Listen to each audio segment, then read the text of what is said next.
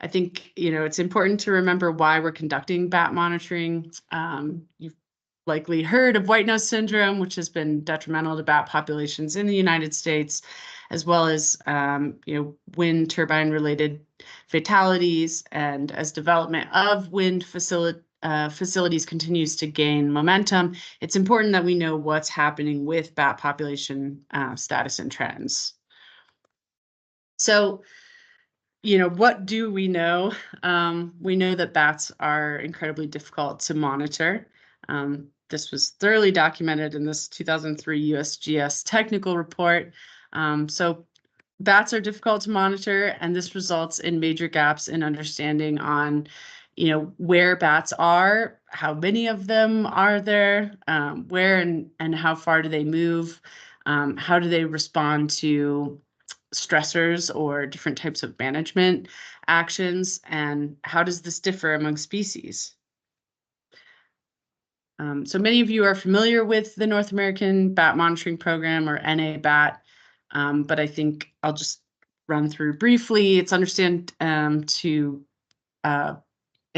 to understand the aims of NABat, and those include increasing quantity and quality of available data on North American bats and making data accessible for addressing bat conservation problems and management needs, and using these data to provide regular updates on species status and trends. And so NABat accomplishes those objectives by leaning on three key pillars: protocols that are consistent yet flexible, and we have a Pacific Northwest protocol that we'll be distributing to everyone. A probabilistic sampling approach by having a unifying sampling design and having multiple survey types for a weight of evidence in integrated data analysis. So all of these tools enable sampling across the entire continent, and it accounts for imperfect detections and fills local and range-wide information needs for effectively managing our bat populations. And so NABat uses a number of survey methods to facilitate bat monitoring across North America. Those methods are internal colony counts, external colony counts, or emergence counts, acoustic surveys using stationary detectors and mobile transects. We'll be talking mostly about stationary acoustic monitoring for this particular training, and then also capture records. So by looking at multiple status variables, which are informed by multiple data streams, we can see a more complete picture of where North American bats occur and in what numbers and how these metrics change over time. So the way the NABat sampling design is set is by following this GRITS order, generalized random tessellation stratified order, which is a probabilistic sampling approach that ensures subsets are spatially balanced and unbiased. So within each of these grid cells, you can conduct, the monitoring methods that I mentioned in the previous slide, or in this case, you can conduct acoustic monitoring within each one of these sample units, following that randomized selection of sample units. And so just real quick, what can we learn from NABat? There's a lot that we can learn from it, and there's a lot that we can do with the NABat framework. But leveraging this weight of an evidence-based approach, NABat can produce estimates of, summer occupancy, so where bats occur across the summer landscape and how this changes over time. This is what we are doing with these stationary acoustic surveys that we'll be talking about here in a second. You can also estimate summer abundance and winter abundance. And NABat does produce status and trends products those can be accessed via their website. And so some of these products include peer-reviewed manuscripts and reports, high-resolution maps, and summarized results. And they'll continue to conduct updated analyses as more data becomes available and as statistical methods continue to evolve and advance. So now that you have a little bit of a background there on NABat, I'll go ahead and talk about our sampling protocol. So we're going to go over the main objectives we're trying to accomplish as we conduct these acoustic bat surveys. So we should keep these objectives in mind as we go through the training today, especially when we talk about site selection and detector deployment.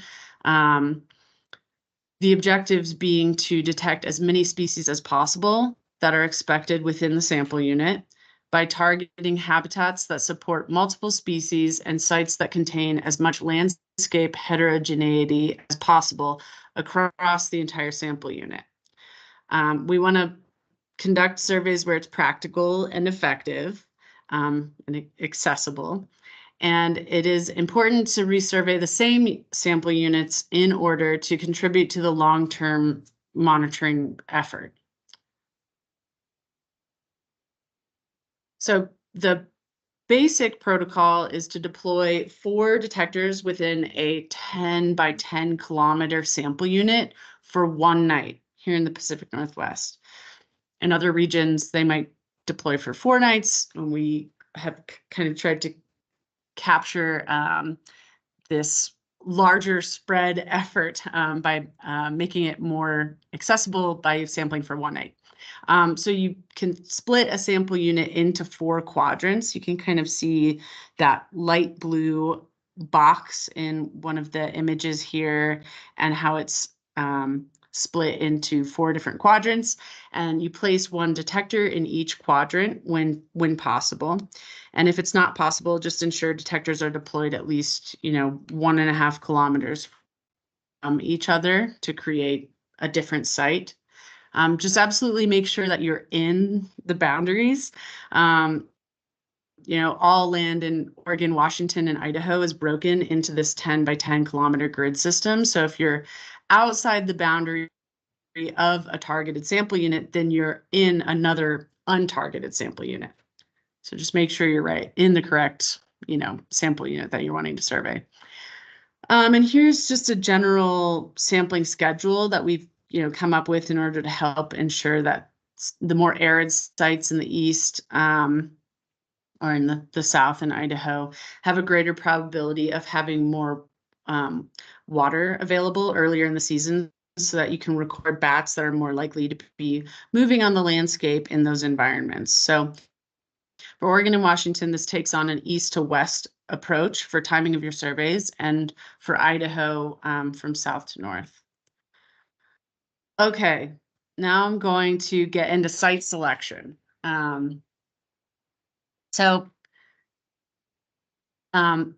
When starting, from your office, if you will, and reviewing the sample unit for sites to place your detectors, it's important to look for landscapes that appear to have good variability or heterogeneity and native vegetation. Capturing this complexity, the landscape complexity or habitat complexity, will increase the probability of documenting bats and many more species of bats. So try to target areas where bats are roosting or commuting and feeding and drinking. And I'll kind of get into how to assess all of those things a little bit more here. But as I mentioned, generally more habitat diversity equals more species and numbers of those species. So consider areas that look like these and these, the particular photos that I'm showing here, where you have water sources with roosting structures such as cliffs and trees, or forest edge habitat with a water source. In general, these can be, really productive sites. And in contrast, habitat with less diversity, or that is more homogeneous, you can likely expect fewer species.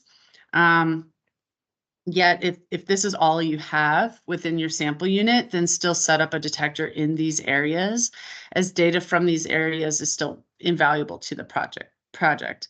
because it's good to know what bat species are using these areas, and we don't want to just sample in areas where we always expect bats to occur.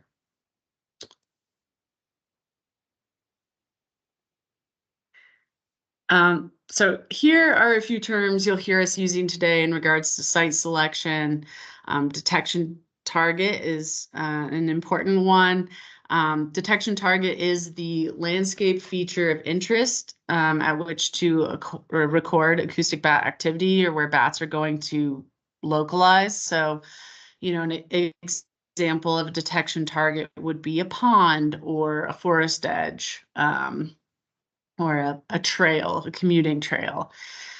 Physical clutter is the density of obstacles in the flight environment. So examples of physical clutter are vegetation, water surfaces, which I'll get into a little more here, cliff faces. Clutter affects the quality of calls and can mask bat calls and their call characteristics. So it's important to know just how much clutter was at your site, because that can often help kind of determine species ID, or you want less clutter so that you can collect clear search phase calls. And then acoustic clutter. So that's, more unpredictable sources, such as, a non-stationary object or sound like insect noise or wind. So those are just a couple of important terms.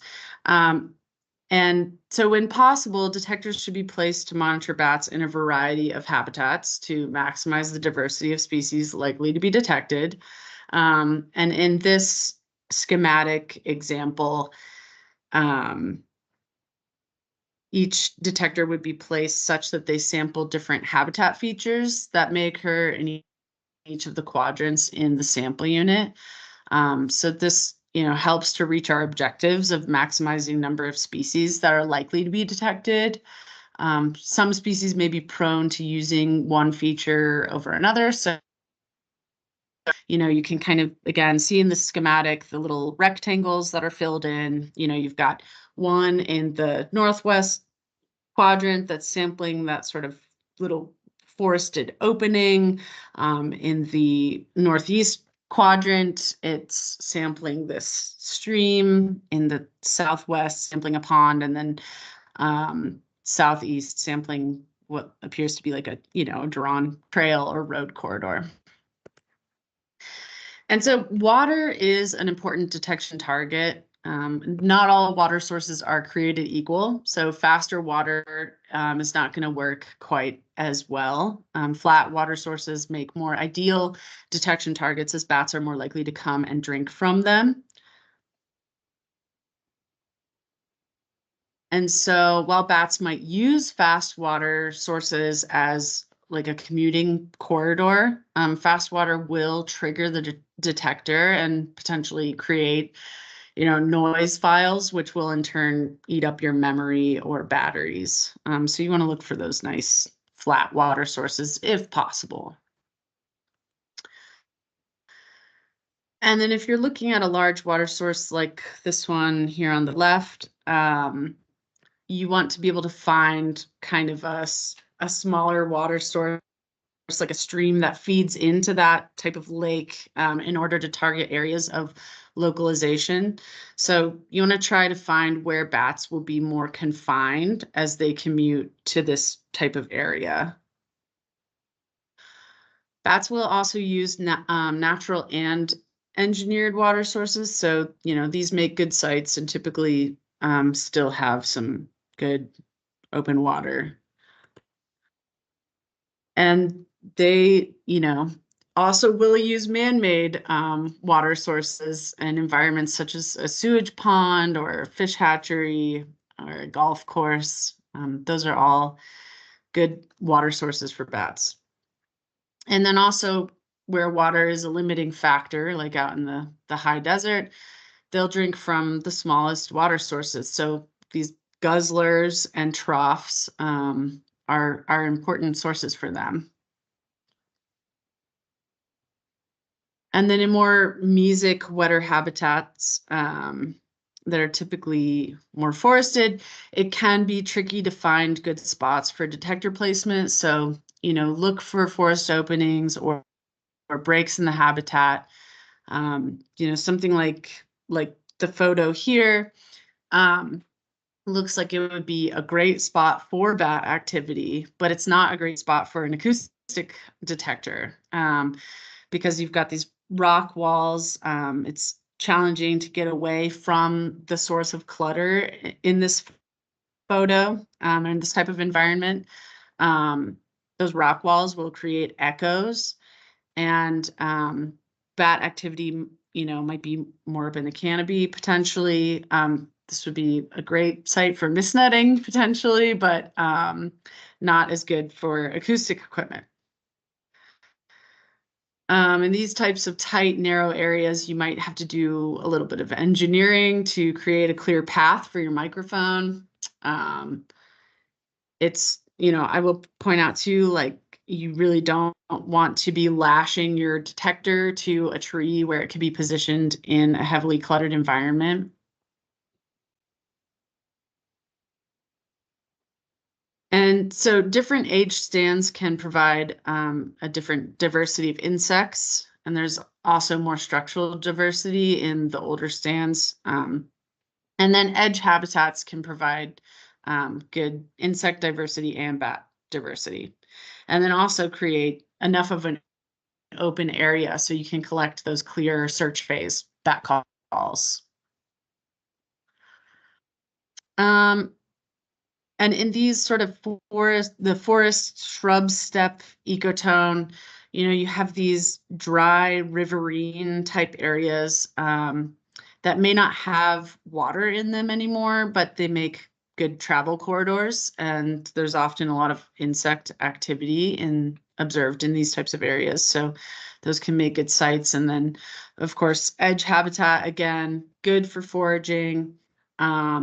And there's enough of an open area to provide opportunities to record good quality calls away from clutter.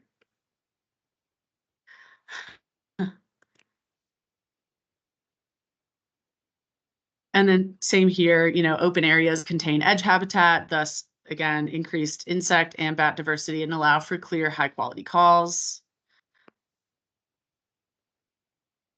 You can look for these larger forest openings like the ones that we have pictured here.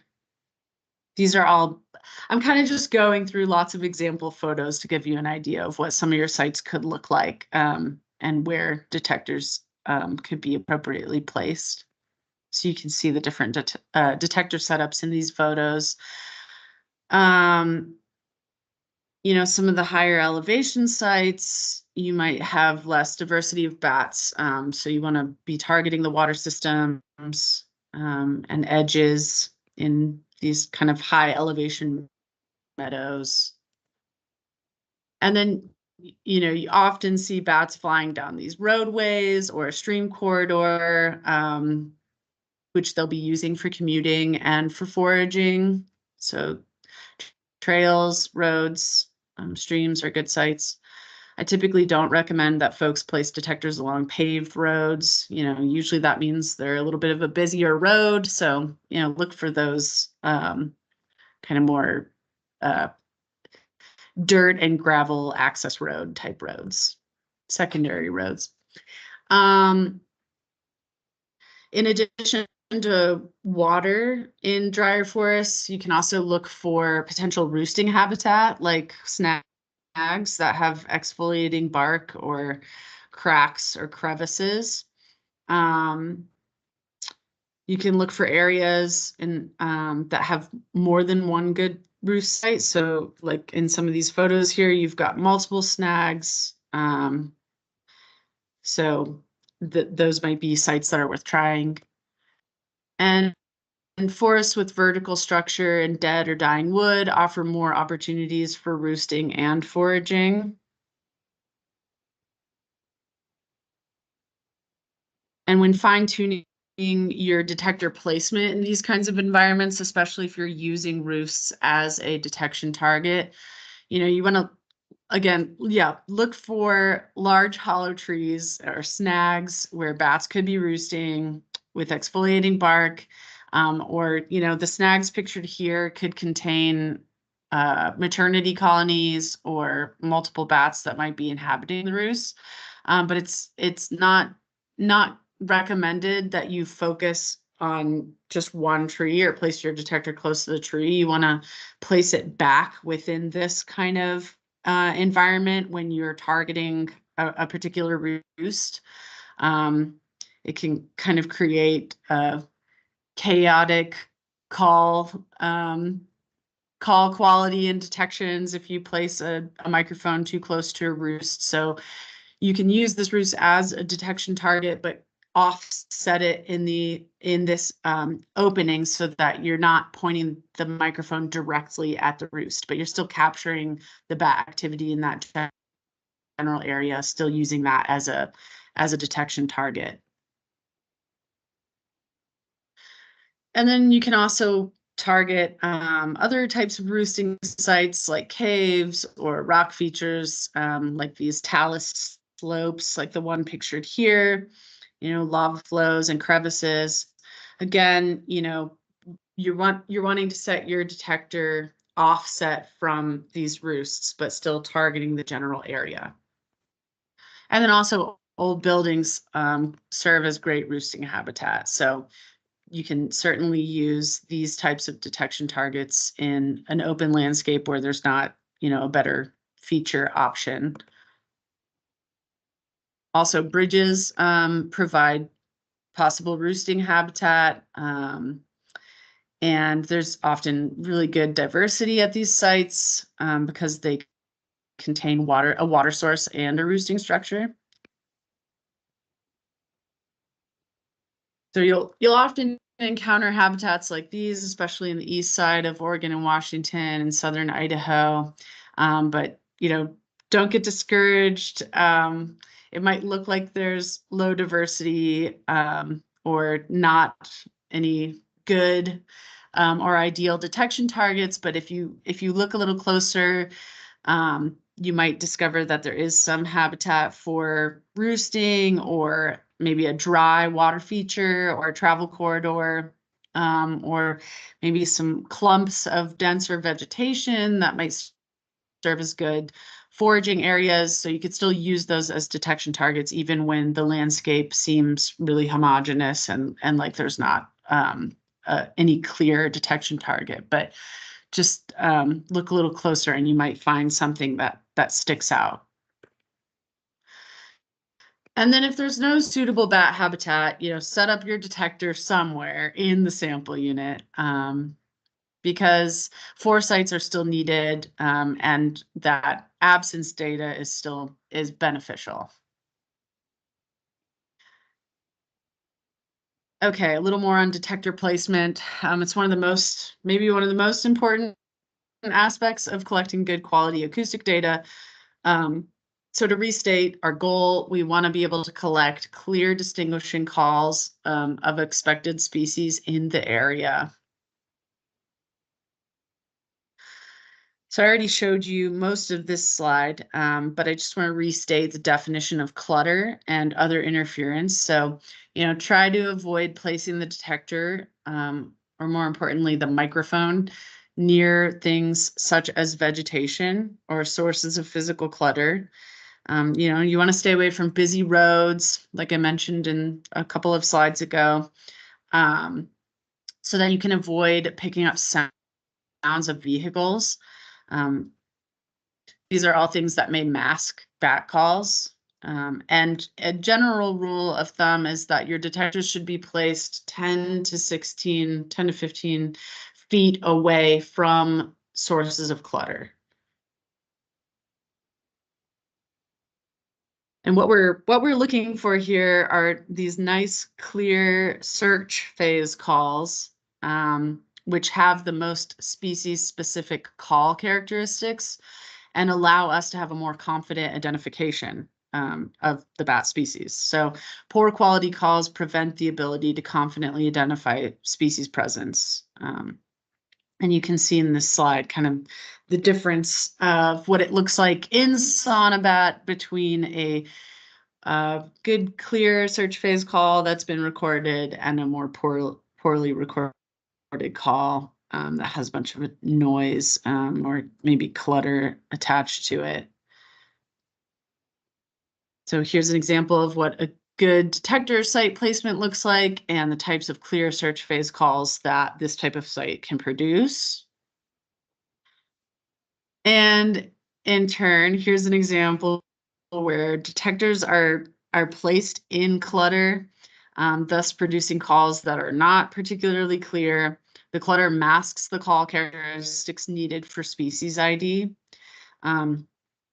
So you can see in these photos here, the detector's just placed way too far, way too close to the tree in the one, and then in the second photo, the microphone is just kind of up in all of these small branches. So those are making it challenging to actually collect clear looking calls. And it's important to get the detector mic up high enough to avoid water surface echoes. So you can see in this diagram how the call shows an echo from the bat call hitting the surface of the water and then reverberating up to the microphone, which creates a degraded signal. We want that bat call to be going directly into the microphone. So in general, placing your detector, away from the edge of the water source is recommended. And as bats are approaching clutter, they alter the structure of their echolocation calls to be able to gather more information about their environment. So when this happens, call characteristics become less species specific. So again, I can't reiterate enough, we're looking for those high quality search phase calls, which are typically collected in more open, less cluttered environments. I also would recommend placing detectors where they're less visible from the general public.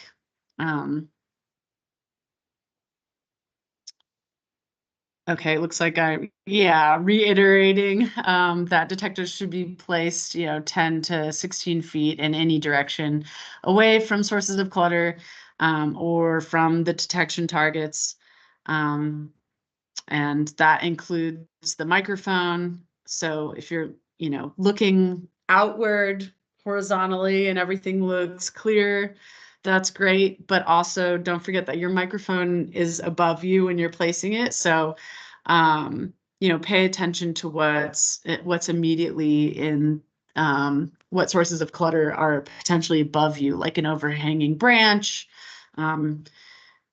or, is there like a overhanging rock wall above you that you're not taking into account? It might not always be possible to place it fully, 10 to 15 feet away from clutter. You might be a little bit closer because that's your only option, and that's okay, but do your best to try and orient the microphone to the most open space. Okay, and then kind of to reiterate again, this is some further guidance for placing detectors near known roost sites or suspected roost sites. At a survey location, you would follow this general guidance of 5 to 10 meters for smaller roost trees, and then 15 to 30 meters away from large roosts. And I'll just cruise through some example photos here to give you a better idea of what some good sites look like. So in this photo, assuming bats are roosting back in this forested rocky area, you can place the detector mic perpendicular to the water source or elevate the detector upslope, like the schematic shows, placing it upslope there to get a better orientation. So this water source has a tree line along the far edge. You can place the detector oriented up and away along the tree line edge and facing the water where bats might be coming in to forage or drink. So yeah, kind of just showing the detector elevated and offset from the water source. Here's an example of a good detector placement showing the detector offset from the water source, which is serving as the detection target in this case. Another good example here, looks like a pond is being used as a detection target and the detector is offset. Here are some detectors that are targeting some small water sources in a more arid landscape. Again, bats love these cattle troughs or guzzlers. And so the detector is placed set back from the water source in order to record, good quality calls. And this site, they did a good job of camouflaging the detector by painting the pole beige to blend in with the landscape. It's maybe a little close to the water here, but you can kind of see this little schematic moved the detector placement a little bit further up the hillside. But this is still a good site. Here's an example of a detector targeting a really nice water source, but the photo makes it look like the microphone is oriented right into those overhanging branches. So it's a good example of where you should look for a more open spot, or maybe tie those branches back so that the microphone has a more clearer, excuse me, a more clearer open spot.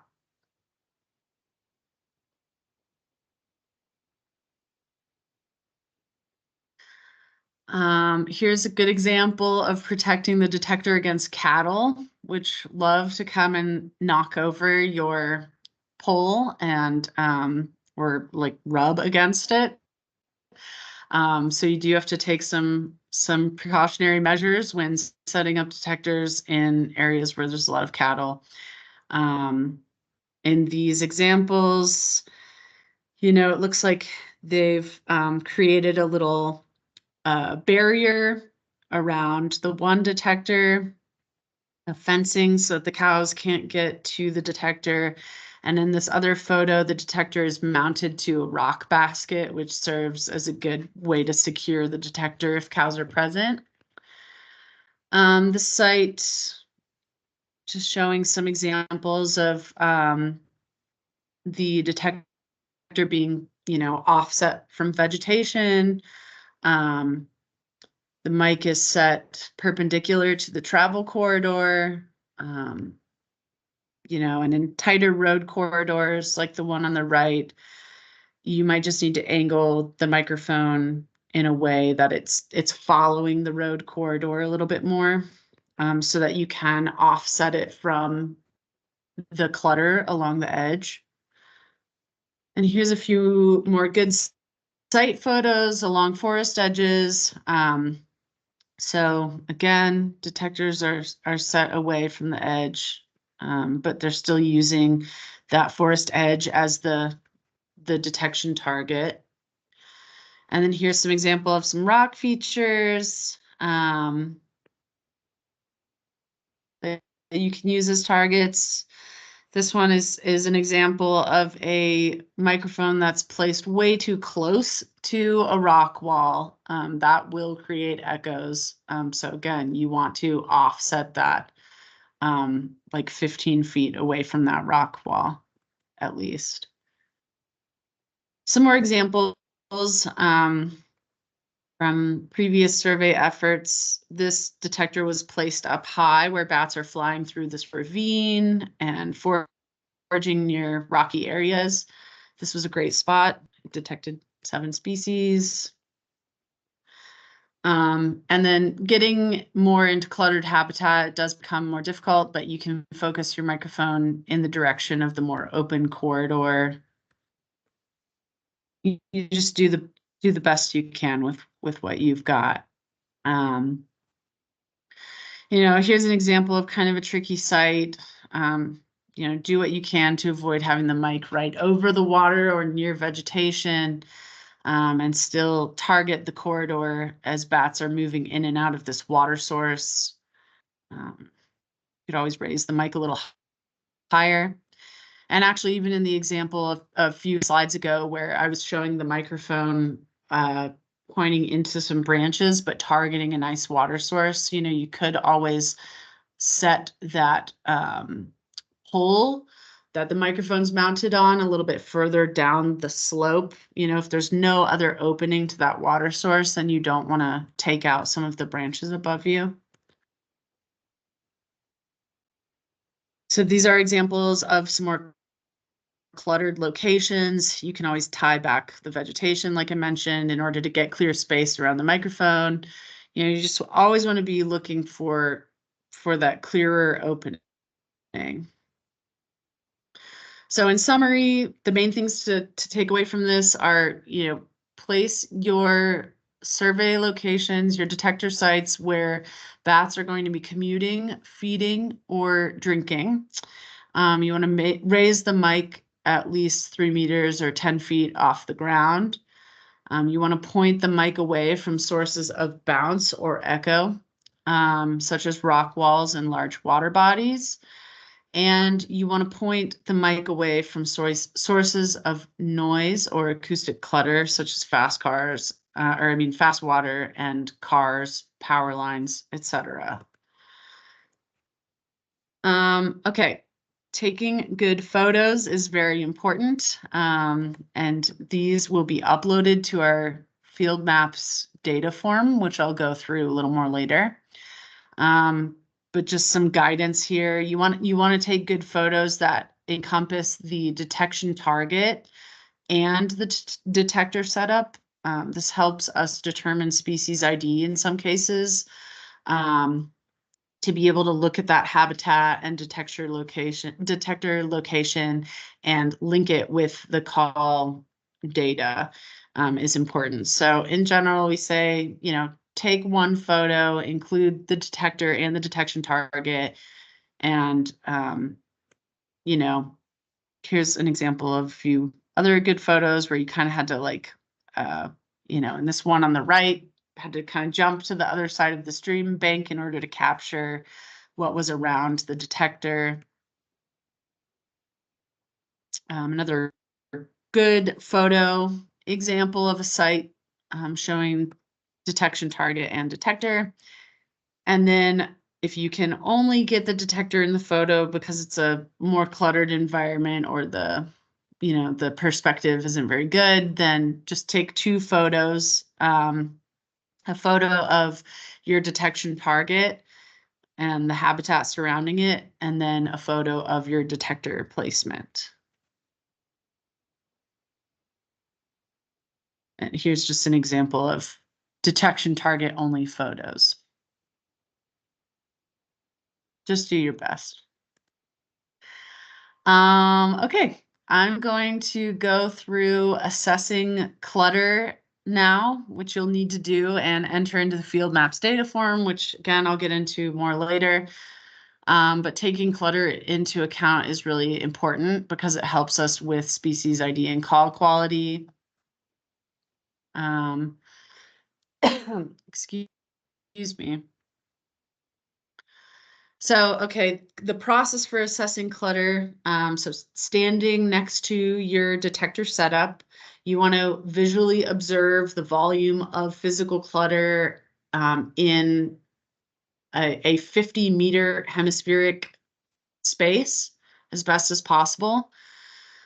If topography like a hillside hinders your view, there's no need to walk up and see what's on the other side of the hill. Just include the hill in your assessment of clutter. And be sure to consider all physical objects, so vegetation, rocks, human-made structures in your estimation.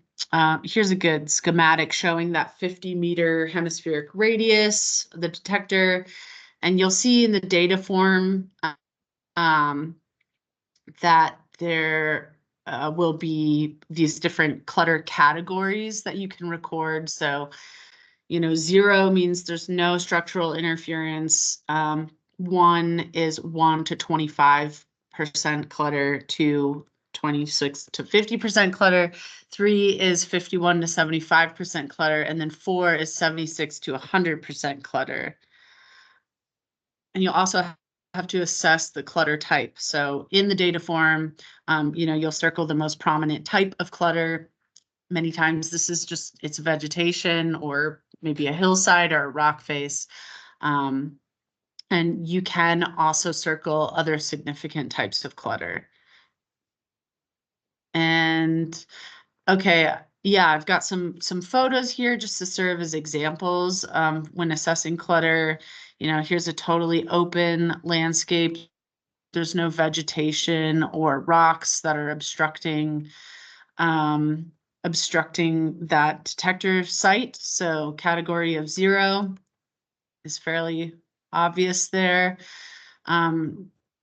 This is approximately a 1 to 25% clutter, so not a whole lot going on, maybe a couple of trees or some rock piles that are in the general area. Clutter category 2, 25 to 50%. So you're seeing some more vertical structure here, vertical vegetation in the way. 51 to 75%. Again, a higher density of trees and shrubs in the area. And then 76 to 100% clutter in these tighter corridors in wooded areas. Again, sometimes unavoidable. You just have to do the best that you can to orient the microphone well so that it's not obscured by surrounding branches. I'm just going to talk very briefly about some of the equipment that we use here at the Bat Hub and how we deploy our detectors. You all likely deploy in a similar fashion, even if it is an SM4 or one of the SM mini bats.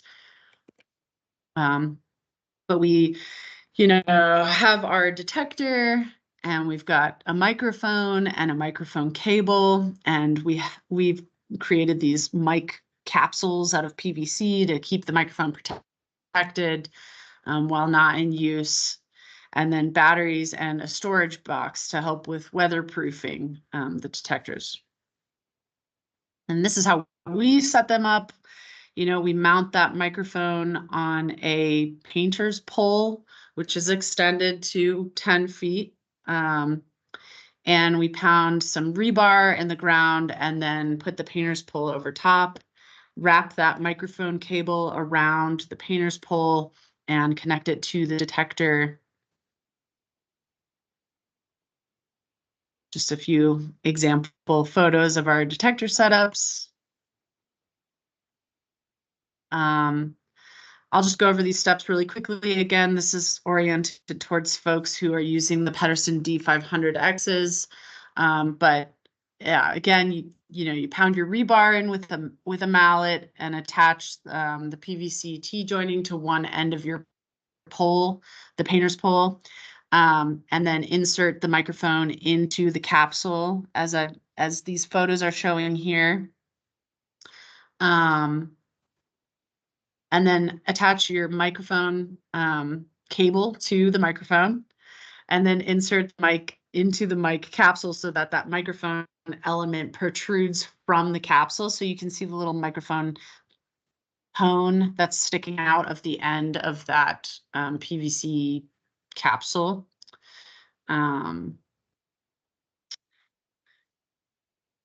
So yeah, connecting my cable detector, and then place your detector inside of some kind of box or, weatherproofing, which is important. You want to be gentle with Pedersen D500Xs. They can be kind of finicky and delicate. So we try to treat them with care. I know I don't need to go into that too much with you all, but anyway.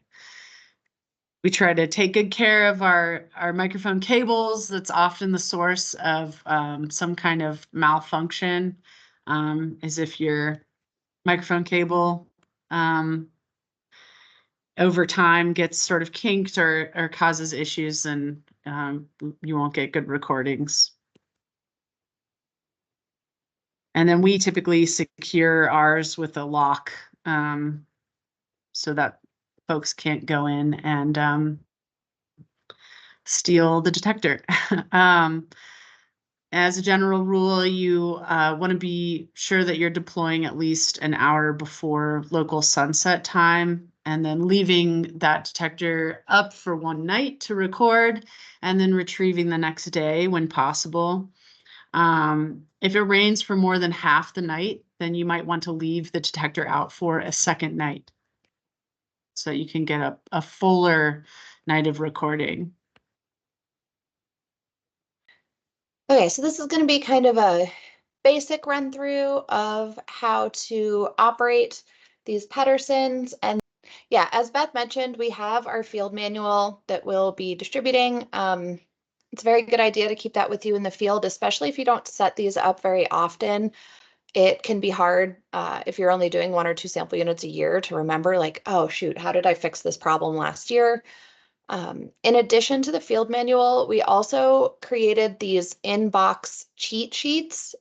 So we now keep a laminated copy of these taped to the inside of our detector boxes, and it's been really effective for preventing some of the more common mistakes with the Pedersens. It has some of the basic settings on there, and then the proper way to set it to record and also shut it down, which we'll be going into detail in just a moment. So the first step is to install the batteries. So the battery compartment is on the top of the detector. You open it by just unscrewing. You're going to put in 4 C batteries. We do rechargeable batteries here at the Bat Hub. Non-rechargeables are fine as well. And with the older detectors, the springs aren't quite as springy as we would like, and so sometimes they don't push the battery terminals all the way into place. So what I like to do, even with newer detectors, is when I put my batteries in, I kind of place my thumbs on top of them and push the batteries towards the positive ends of that little battery harness, just to make sure that we're making good contact. I've had a number of situations where I just pop my battery in and then like I tilt the detector a little bit, and those batteries that lose contact with the harness. So you just want to make sure that everything's nice and tight in there, and that you're getting a good detection or connection. There we go. And then one more note on batteries. Those harnesses are only attached to the inside of the detector by a little cable. So you want to just be careful once you've got those 4 very heavy C batteries in that harness. If you were to like just let that dangle free, it could actually rip those wires from the inside of the detector. And that's a very difficult problem to fix, especially in the field. So just be gentle. As soon as you've got your batteries in there and situated, go ahead and slide that back in. Never let the battery case dangle. If you need to, for whatever reason, you can kind of unsnap it from those wires and do whatever you need to do. But that's a pretty rare instance. After you've got your batteries in, you want to install your CF cards. We're going to remove the bottom cover of the detector. I like to call it the detector's pants, just because it's fun and a little faster. Anyways, so once the pants are off, the bottom of your detector should look like this. And the CF cards do need to go in a particular order. So slot 1 on the upper left and slot 2 on the lower left are the ones that most of you will be using. You want to have at least 32 gigs of memory in the detector for a single night of recording, and the cards generally come in 32 or 16 gigs. So you're going to have 1 or 2 cards per detector. But if you have a particularly noisy site that you can't relocate, you may want to put in an extra card. I do this a lot at really windy locations, where there's, relocating isn't going to do you any good anyways. Yeah, so I like to have probably 48 gigs in windy areas. There's a little lip on each CF card, and when you install them, you want to make sure that that little lip is facing down. The cards don't click into place, but they do hold firm, so it's pretty obvious when they're installed correctly. And once they're in, you can go ahead and flip the power switch to INT for internal power. And your detector is going to wake up. Once it's done, the screen is going to look something like this. And for the first deployment of the season, you really should check all of your detector settings. I like to do this both in the office before I head into the field, and then again when I'm setting up the detector for the first time in the field. And that's partly because we are managing a lot of detectors here, so it can be easy to lose track of which ones you've checked and which ones you haven't, but it's just generally good practice because an incorrect setting can mess up all of your recordings. So the first setting we're going to check is the user profile. We always use user 0, and you may have noticed on the last screen that that's what it said at the top. So to access the user settings, we're going to hit F1 to bring us to the ready screen, and then F1 again to bring us to our setting options. Make sure the user profile is highlighted and then press enter. Double check that these settings are correct. If anything needs to be changed, you can press enter and then use the up and down and left, right arrows to navigate between settings and change them. As a rule across the board, whenever you're changing a setting in a Pedersen detector, you need to hit enter to save that change setting. If you hit escape to go back to the previous screen, your changes will not be saved. From here, we're going to go to our recording settings, and we just want to make sure that we have a gain of 45, trigger level of 0, or no, sorry, trigger of 160 and interval of 0. If all is well, hit escape. If you need to change any of these, again, your arrows are going to be how you do that, and you hit enter to change your changes. There we go. Now we're going to go down to timers, and this is where things get a little bit less intuitive. Once you select the timer settings, you'll see up to 4 options. If you haven't updated your firmware in a couple of years, then you might not see all of these options yet. But everyone's going to update their firmware this year. So once you've done that, you'll see all 4 of these settings. For this project, we use absolute timers. So we're going to select that, hit enter, and that'll bring us to our absolute timers screen. And if all you see are dashed lines across all of your A timers, then you need to press the power button, oddly enough, to turn A timer 1 on. And then you're going to hit enter to get over to those times and use the up-down arrows to change the times so that your detector is turning on at 19:30 and off at 6:30. And then what we're going to want to do after that, after we've hit enter again to save our changes, we're going to go down to relative timers and make sure that those are off. So your relative timer should just show dashes. If it shows a time, just go ahead and press the power button to turn that off and then enter to save that change. Delayed start is pretty simple. We'll scroll down to that, hit enter, and just make sure that it reads 0000. That is the default, so everyone's detector should already be set to that. And then we'll scroll down to auto arm. Auto arm is a feature that came out with the most recent firmware update, and it's kind of a fail-safe to make sure that the detector is definitely going to turn on and start recording. So we want to make sure that that is on, and its default is set to off. So most of you will need to change that if you haven't in the past. We're going to return to our settings menu. If you are on the timer screen, you can hit escape. If you ended up on the ready screen, just hit F1 again, scroll down to time settings, and then you're going to use the arrows to navigate between the time settings and just change them. And you just want to make sure that you're showing the correct date and time. You don't need to worry about the zone or coordinates. Those only impact the recording if you're using relative timers, which again, we are not. Once we've hit enter to save our time change, we should be returned to the home screen. And this is when we want to do a quick once over to make sure that everything looks correct. So we'll see the date and the time, that user 0 at the top. Everything looks good. And now it's time to plug in our microphone.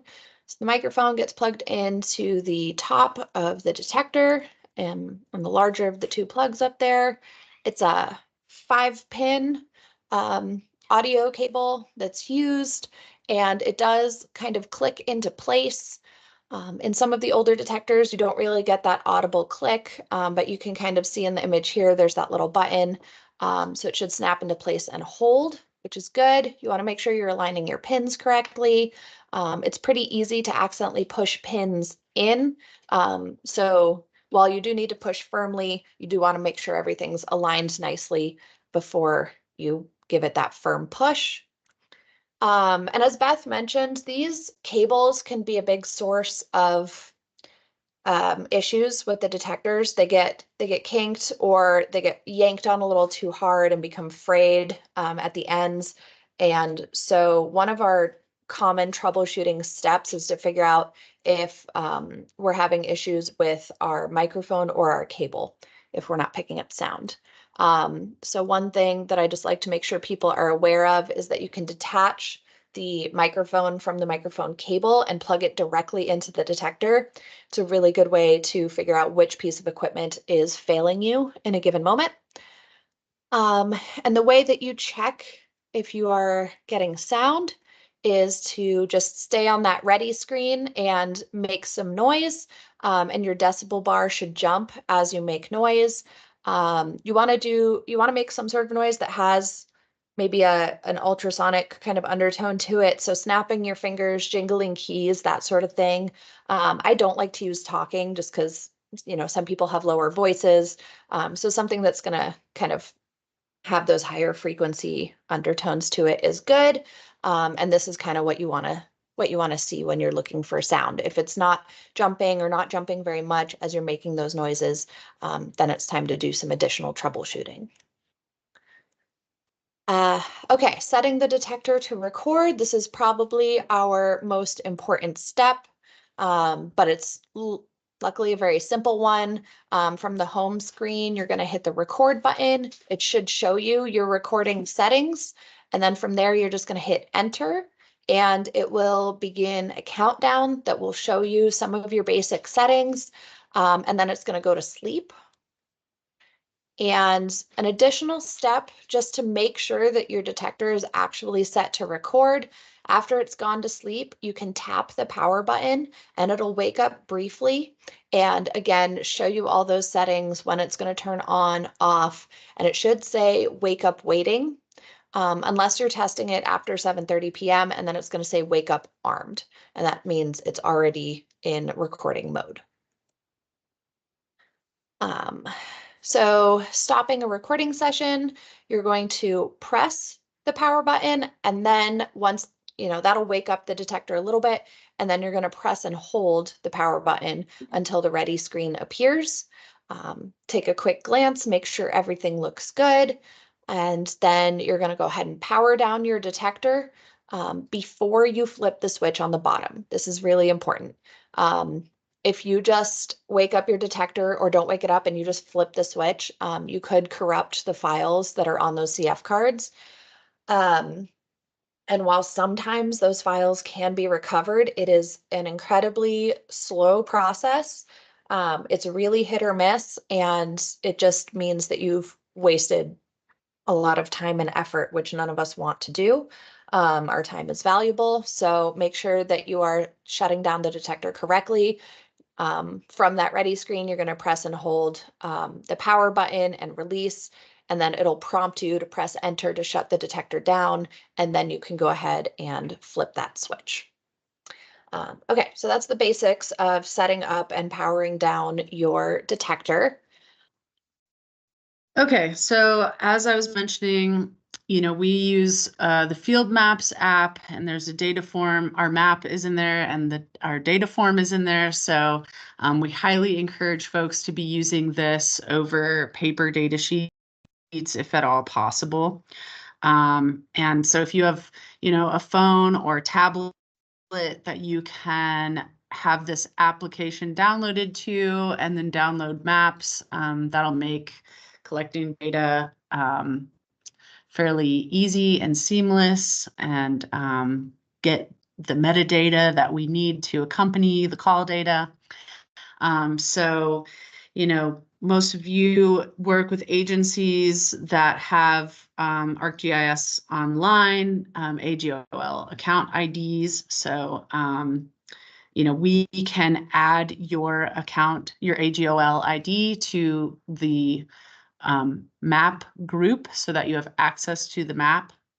And so, yeah, you'll want to navigate to the Field Maps application, like it's shown here, and sign in with ArcGIS Online. And there we go. My screen was frozen there for a second. So obviously, you all don't have a Bat Hub account, but you have your own account. So you'll have your credentials to sign in, and you'll navigate to the NABat 2024 field map and data collection form. And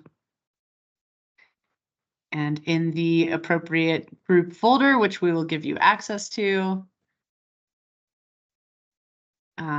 there's a number of things you can do within this form. And again, I think I won't go quite as in depth as I originally thought. One thing that we are hoping to do for the future is to create some shorter recorded videos of walking you through things like the field maps data form, or like Sarah's troubleshooting of detectors, and make those accessible to everyone so that you're not necessarily having to fast forward through this, 1.5 to 2 hour training video to find the spot where we talked about, the Field Maps app, or et cetera. So anyway, I'm going to kind of go through this quickly so that Sarah can talk more about the Audible Bats protocol. But you'll have the option to toggle on and off sort of different land ownership or station locations within, and the survey form as well. There'll be, you can access the map legend and different symbology. Use the little indicator in the top right to find your location. And then you'll use the blue circle with the plus sign in it in the bottom right corner of the screen to add a new survey observation or new recording. That'll bring up a new survey form. So this is one thing that'll look a little bit different, is some of the symbology of the features. Most of you all will be going to green star resurvey locations. So these are locations that you've been surveying maybe for a number of years now. Those will look like green stars. Another symbol or feature that you all might be collecting is a new recording deployment location. So for folks who haven't been out deploying detectors, or maybe you're going to a new sample unit this year, you'll be establishing new locations. So you won't look for that green survey star. It'll actually be a new recording point. I think most of these other features are maybe relevant to our Bat Hub field crews. We offer them, potential sites and areas where we don't want them to resurvey because of access or ownership or whatever. So anyway, I think the most relevant symbols for you all will be the green resurvey star, and then the new recording deployment feature. And so again, many of you all are familiar with field maps, but just to kind of run through it, before you leave for your deployment or your stint in the field, you can download a map over Wi-Fi if possible, or a network that's strong enough. I know some of you all are out at field station locations that might not actually have great Wi-Fi, and sometimes that data connection actually works better than the Wi-Fi. But anyway, you'll tap the three dots to the right of the survey form or the map label, and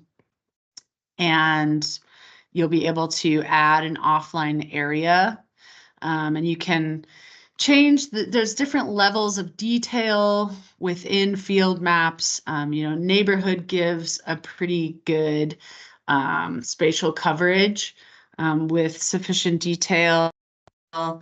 But street or streets also works well. You can usually get a couple sample units within the street or streets level of detail. You want to be able to, place your bounding box over the areas where you're wanting to survey. And in some cases, you might need to download multiple maps, which you can do within field maps. If your survey area is too big, or you want to be able to capture, multiple regions with different sample units in it that you might be going to throughout the week, you can download separate maps, and then of course click download area and wait for your download to finish. Sometimes if this fails, oftentimes you actually need to create a smaller level of detail. So, going down to street, or if your download fails, try selecting a smaller area for download. That can be a common cause of download failure. So in your Field Maps app, you tap on your folder and on the map. Zoom in and out to look at your sample unit and to see where maybe those green resurvey stars are, or look at the sample unit to figure out maybe what features are on the landscape there during your desktop review, in order to establish a new survey site and then go out and ground truth the site. You want to make sure you're at your resurvey point, if you are at a resurvey point, to collect a new data form. Yes, and make sure your accuracy is less than 10 meters. Field maps won't actually even let you record or submit a data form if you don't have good enough accuracy. Okay, yeah, again, I mentioned the blue circle with the plus sign will help you select the new survey form, which will pop up. You want to make sure your location is actually where you're at. So, double check and make sure you're in the correct location. You don't want to move those crosshairs around, because it might add a point in a location where you're not actually currently intending to add the point.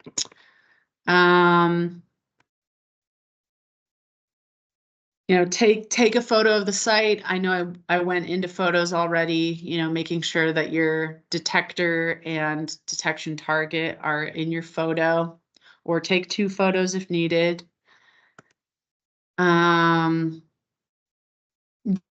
The data form will have some fields that are required, so you'll have to fill those out in order to submit the form. You want to make sure that your typed fields don't have a bunch of extra spaces and characters, and be consistent when entering information for each site. So even for, your biologist name, or the person who's deploying the site, fill out your name fully.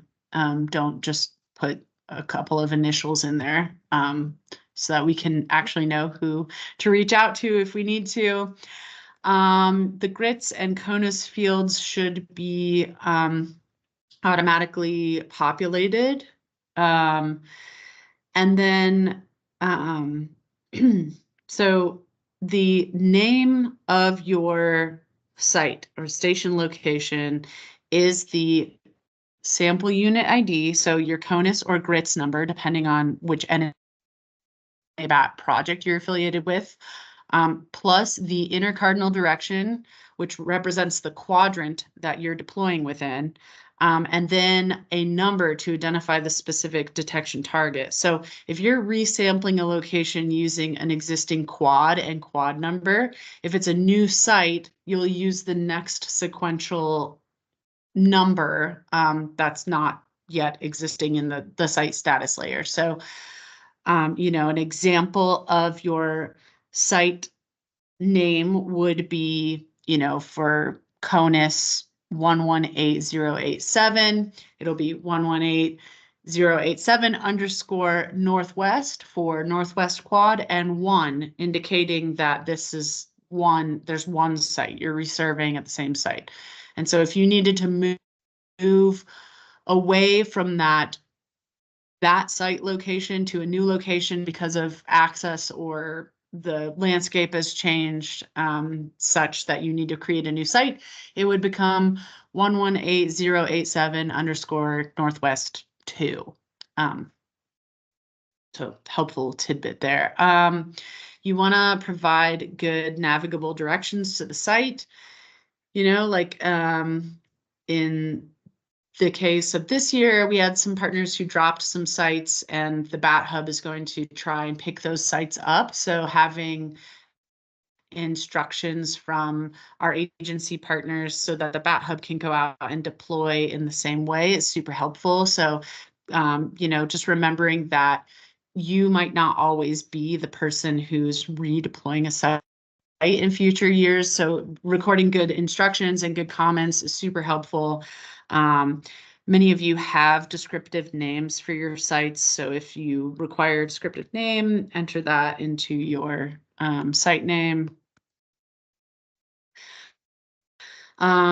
These fields are really important for maintaining data integrity. So use the manufacturer serial number on your detector. It can be found by opening the bottom CF card compartment on a Pedersen D500X detector. And it should be 5 digits for those detectors. I know SM4s have, and NABats also have serial numbers as well. So record those, record CF card IDs so that we can match them up later. Like if you're sending us CF cards instead of an external hard drive in the future, that'll help us make sure everything's aligned with the metadata. Start and end time should be recorded. We might have moved those to be auto-populated under, standard recording settings. So if you're not using standard recording settings, then, make sure you update the start and stop time if you've deviated from standard settings. I went through all assessing clutter and clutter characteristics. So you'll need to assess that. And I know with clutter, it can be a little bit subjective, but just do the best you can based on the guidance that is in the field manual or that we just went through in the training. So you'll have to fill out some information about clutter. Detection targets, you can put in multiple detection targets. So if you have a rock feature and a meadow, you can describe both of those features within the data form. And any additional comments that you think might be helpful for us to understand what happened during a survey recording time. So if a detector was deployed and it recorded data for half the night, but then died, and you choose to redeploy that detector, those are comments that are just helpful to know. And then save your entry by tapping the check mark in the upper right-hand corner of the form and submit your data. And then you will need to sync your offline maps once you're back on Wi-Fi or have good data connectivity. And you'll do that by tapping on the 3 dots on the right of the map. and clicking on sync, and then you'll see it sort of thinking and syncing. Yes, only remove your offline maps after you are confident that your maps have synced. You can remove those areas to free up space in your tablet. Data transfer protocol. So there are a number of ways that you can transfer your data over to us. We do ask that you send us the data like as soon as you can. I know that folks get busy, and that data, you collect the data, it goes on a hard drive and it sits in a drawer for months. But if you can send it to us either via snail mail on an external hard drive that you have backed up yourself, a copy of that data, or you can try transferring the data via a box transfer, which I can set up for you. That can be a little slow. I know we had quite a number of people who were able to successfully transfer the data that way. So that is an option, and we can talk about that later in the summer. Just reach out to me. We can try and set up the digital transfer to make it a little easier. And when in doubt, of course, sending us the hard drives is still a solid option. And I think that's about it for, oh, I've got a slide in here about data folder structures. So, if you've done a number of sample units and you're sending us all that data, if you could organize it on your hard drive, by site, by grits number, CONUS, and then by your site names, that would be super helpful for us. So